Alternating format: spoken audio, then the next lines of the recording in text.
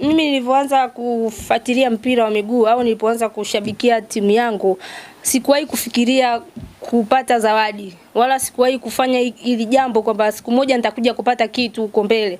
Nilikuwa nafanya kwa mapenzi yangu na furaha yangu. Kwa hiyo kuna watu wengine walikuwa wanabeza, wengine wanazungumza maneno mengi, maneno mengine ya ajabu ya kuvunja moyo, lakini sikuwahi kukata tamaa kwa sababu nasimama katika kitu ambacho nakiamini. Na imani kwamba mimi naipenda timu yangu ya Simba na naisupport timu yangu ya Simba, na hicho ndicho ninachokifanya. Kwa hiyo kilichotokea leo kwa kweli nimefurahi na nimekuwa surprised sana.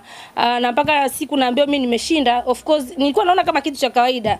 Na leo napokuwa naiona zawadi sasa naanza kuamini kumbe hili jambo kweli lilikuwa serious. Kwa kweli kwa upande wangu mimi nina furaha ambayo ni furaha kubwa isiyokuwa na kifani. Kwa kweli ni jambo kubwa na nashukuru sana na nawashukuru walioandaa hili jambo, na nafikiri tutaendelea kufurahia zaidi huko mbeleni.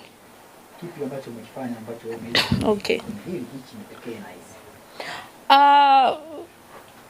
Mimi nisizungumze sana. Nafikiri matendo yanaonekana.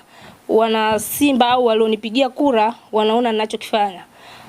Mimi katika hii misimu mitatu nahisi ni msimu mmoja nimemiss mechi mbili za ndani ya Dar es Salaam na nje ya Dar es Salaam. Kwa hiyo nimeweza kuhudhuria karibia mechi nyingi za timu yangu na naisupport timu yangu sio tu katika kuenda kushabikia mpira wa miguu uwanjani, lakini pia katika mambo ya kijamii. Nilikuwa nikifanya mambo ya kijamii ninapokuwa naenda mikoani na sehemu zingine.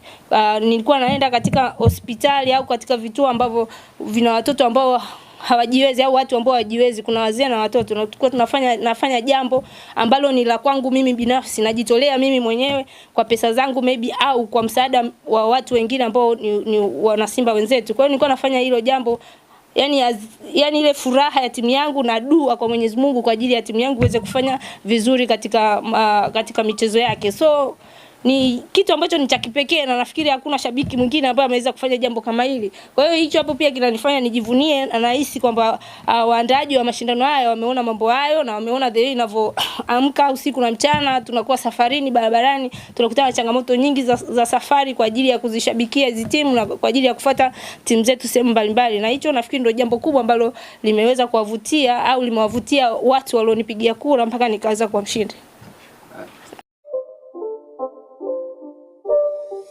It's not a game, it's a rich thing.